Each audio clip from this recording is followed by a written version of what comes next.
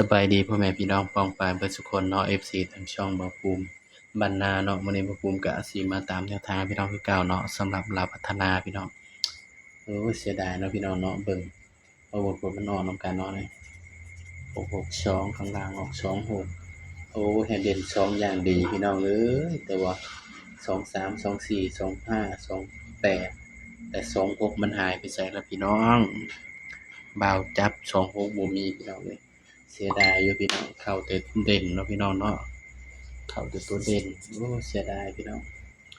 อ่ะไปกันต่อแล้วครับเนาะงวดวันที่10เด้อพี่น้องเด้อบัดนี้เสียดายเนาะครับเนาะที่บ่าวเจาะบ่เข้าโอ้เสียดายข้าม26เนาะพี่น้องเนาะบ่ได้จับ26โอ้เสียดายพี่น้องงวดก่อนก็4-5เนาะก็บ่ได้จับเนาะเข้าแต่เด่นพี่น้องงวดก่อนก็วันนี้ก็เข้าแต่เด่นอีกลืมจับพี่น้องเอ้ย เสียดายพี่น้องต้องขอโทษขออภัยด้วยครับเด้อ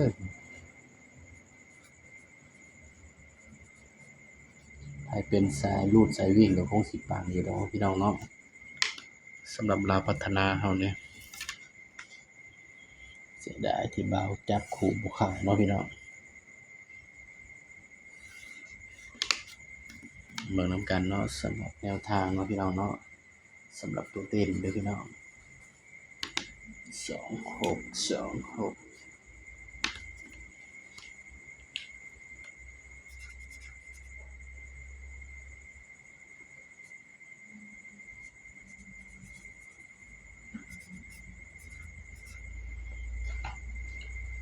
สำหรับเด่นเนาะเด่นงวดวันที่10นะพี่น้องให้เด่นไปที่0แล้วก็6เด้อพี่น้องเด้อสำหรับตัวเด่นเนาะให้เด่น6เนาะ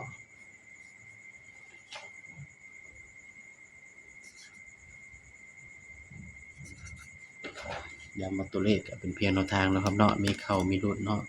ก็มาจับคู่นำกันเลยพี่น้องบัดนี้จับ6ก่อนเนาะพี่น้องเนาะขอให้เด่น6เนาะก็สิมีอยู่เนาะ60 65 68 69 00 05 08 09นี่คือชุดวินเนาะพี่น้องเนาะสำหรับเด่นให้เด่น6เด้อพี่น้องย้ำว่าตัวเลขก็เป็นเพียงแนวทางนะครับเด้อนี่มีเข้ามีหลุดครับพี่น้องเนาะมักก็ตามบ่มักก็เลื่อนผ่านเนาะพี่น้องเนาะบ่าวก็ให้เพื่อเป็นแนวทางเท่านั้นเนาะสำหรับสุด3ตัวเด้อพี่น้องเด้อ264 006นะก็ให้สำนี้เนาะครับเนาะนี่ย้ำว่าตัวเลขเป็นเพียงแนวทางเนาะครับเนาะมีเข้ามีหลุดพี่น้องมักก็ตามบ่มักก็เลื่อนผ่านนะครับเด้อสำหรับคลิปนี้ก็ฝากไว้เพียงส่ำนี้เนาะพี่น้องเนาะ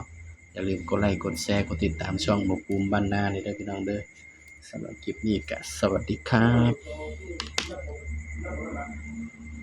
ฝากอีกชุดหนึ่งพี่น้อง460